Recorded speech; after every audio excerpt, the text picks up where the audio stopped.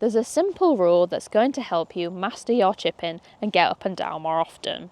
So what is it?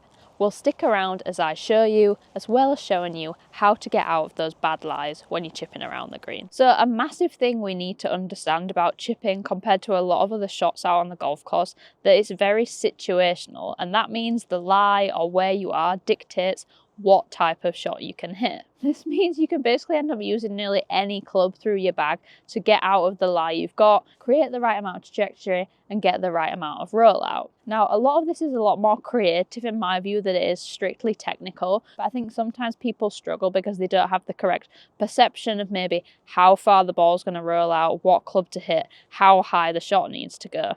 And actually we can build a really simple system off one really simple piece of information that will help you visualize what the right shot to hit is way easier. So a big thing that's really helped my chipping is knowing this about the golf ball once it lands. And this might sound really bizarre, but actually what happens when you chip a golf ball onto a green or onto the fairway is that it has 3 bounces before it starts rolling.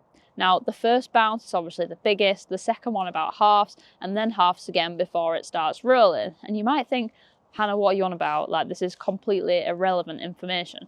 But actually, when you're looking at a chip shot and analysing how far you need to fly the ball, how far you need to roll it, thinking about the speed you're going to hit it, how big that first bounce is going to be, and then the second two, can really help you visualise a lot easier what the right shot is you need to hit and what the right amount of loft or ball speed is for that kind of shot. So I'm going to demonstrate something incorrectly here to kind of show you the extreme of this, but you can see the shot I've got here. We've got about 40 feet to the pin. It's a little bit downhill, and yes, it is winter, so it's not as quick as summer conditions, but if I pull out like a 5-iron or something like this, just having my practice swings, I can feel how far this is going to kind of shoot off the club face. And I think from this normal setup position, if I hit just a simple chip with this, it'd be really difficult for me to pitch it anywhere shorter than kind of a third of the way there, just because of how little loft there is on here and how fast the ball is going to come off that club face. Now, if I do that, the bounce is going to be absolutely gigantic. It's going to be probably half of that third of the carry distance. So before the ball even starts rolling, it's just done those 3 bounces, it's nearly going to be at the pin.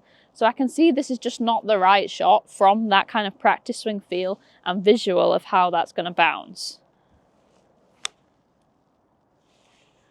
So you can kind of see what I demonstrated there. It's carried a decent distance, but because it comes out so low and there's so much speed, the bounce is going to be really firm and aggressive, and it's going to go way too far past the pin. Now let's take the complete opposite extreme with my 58. Obviously this has got way more loft, so obviously from a simple setup position, this is going to come out way higher and it's not going to fly as far. So I can feel here if I kind of pitched it in the same place I did with my 5-iron, it's probably not going to get all the way to the pin unless I get a really firm bounce off this downslope.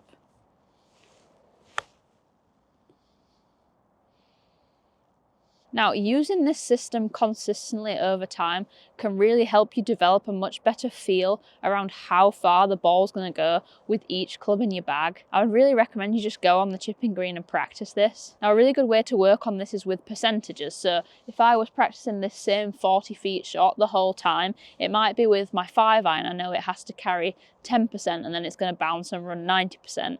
Maybe with my 58, that goes to flying 70% and rolling and bouncing 30%. And obviously the more you open the face and add height or deal off the club and bring height down, that's going to change. But personally for me, even without going out and practicing and knowing those percentages, it just really helps visually on the golf course to be able to look at a shot, think about how far you're going to carry it with that club, how far it's going to bounce, and then how far it's going to roll. Now, another really good way to work on this is by setting T-pegs out. So this doesn't have to be exact, you can kind of just do it on a visual, and you basically want a T-peg for each third. And this is just going to give us a zone to pitch the ball in and see how good we are at actually pitching the ball within that target. Now, what you can do is either chip loads of different clubs in your bag to each of these T-pegs and see how close they get to the pin. Obviously then if you're out on the golf course and you've got a 40-foot chip, you can react to what was happening here and relate that scenario back to there. But the other thing I really like to do is use one wedge and try and open the face or shut the face down and create different shots that would work landing at each T-peg. and then running out to the pin. I think this is just a really good way to develop creativity and feel without feeling like you have to simply swap club every time. So in this scenario, I'm going to use my 58. Now the one that pitched kind of 40% on the green was a little bit short. So here I've got to pitch it about 30% on. So what I'm going to do for that is put the ball back in my stance. I'm going to loft the face down and bring the hands forward. And that's going to basically make this act like it has less loft on it. It's going to come out lower and release further down the green.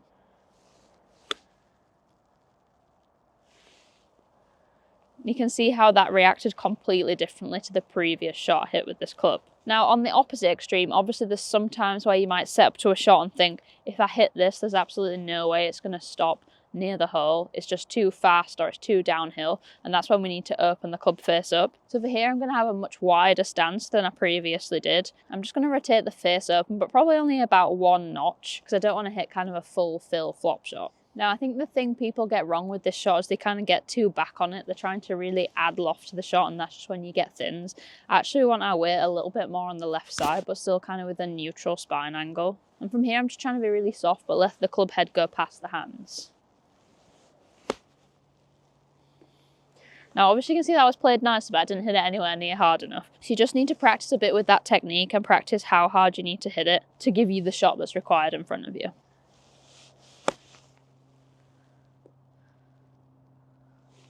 You see that I actually pitched about half a foot short of my T-peg, but it's stopped completely dead. Now, obviously it's winter conditions here. It's not running out as much as it does in summer, but it's worth messing around with different face angles, different setups to see how high you can get it, how low you can get it, and how they react on the green. And that's just going to give you a much bigger matrix of shots. So when you go out on the golf course and you've got different scenarios, different pins to get to, suddenly instead of having maybe 3 shots from your 3 different wedges, you've actually got 5 shots you could hit with each club.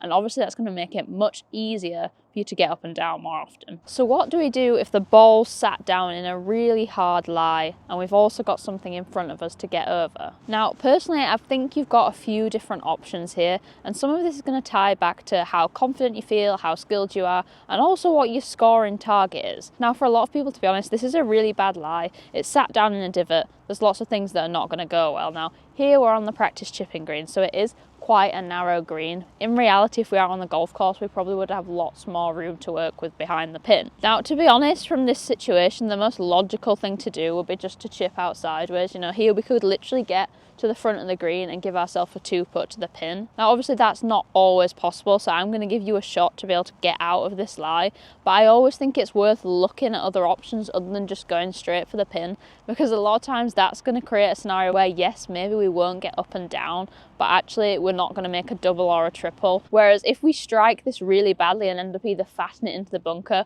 or thinning it over the back, we could end up with a really high number. So I think 1, you need to make sure you've practiced this scenario before you go out on the golf course, and 2, look for different options. Where could I go sideways or around this hazard that means I could still get down in 3 and ensure I'm getting a bogey? Now, having said all that, if I do decide this is the shot I'm going to hit, these would be the things that I would change or tweak with my setup to make sure that that works. So the first thing to understand here is the ball is kind of sat below the level of the club, and that means the grass is coming up at each side and it's going to grab that hosel and want to twist it and turn it round, and really that's going to shut the club face. It's going to send the ball left, and that's not what we want.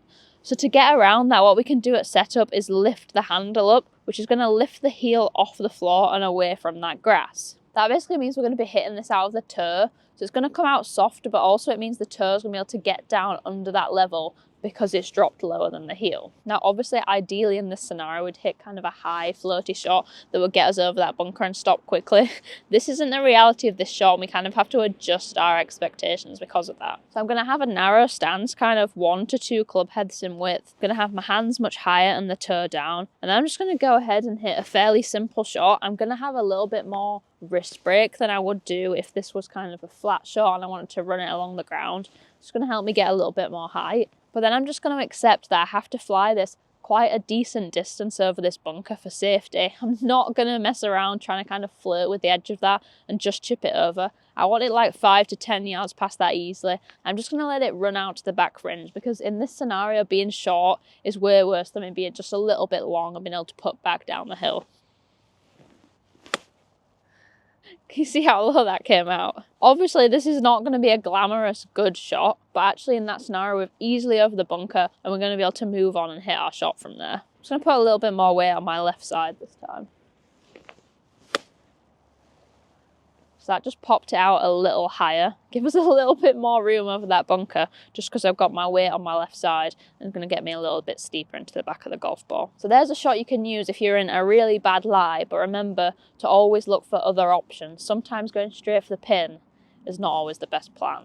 Okay, so what do we do if we're chipping off a really bad kind of muddy lie? And this is a scenario we get a lot, especially in winter. And the reality is if we're missing greens, we're not going to get a perfect lie every time. So we need to have a shot that gets us off the ground that's maybe not the best. Now, a really easy way to get away from hitting kind of fat shots in this situation is to just pull the handle up and hit this as a toe down shot. But what I also think is important is having a wider base to the arc. So you can imagine if we were here with a lob wedge and we were kind of hinging the wrists a lot and trying to hit a high shot, how we have to be quite precise with where the club is coming down to make sure we contact the ground in the right place. Now, in this scenario, we don't want to do this because the ground's wet, it's muddy, we're not sure how the club's going to hit into it. If we don't hit it perfect, it's going to show up a lot more. So what we want to do is hit a shot where we keep the club head lower to the ground for longer. That means we have a wider base to our arc. And that means if we catch the ball kind of here, here or here, the strike won't be affected as much as if we did that when we're coming down from this steeper angle. So for this shot, I'll use something called a putt chip, and it's basically the fact that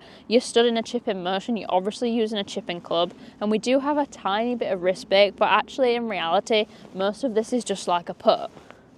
And what this means is we're taking out as much interaction with the ground as possible, which means it's harder for that bad ground, muddy ground, wet ground to affect the strike. So we're going to go into our setup position and have about a club head between our feet, so fairly narrow. We're going to lift the handle up and have the toe down. But also what's important here is I've got a lot more club than I would usually use. So here I've got an 8-iron.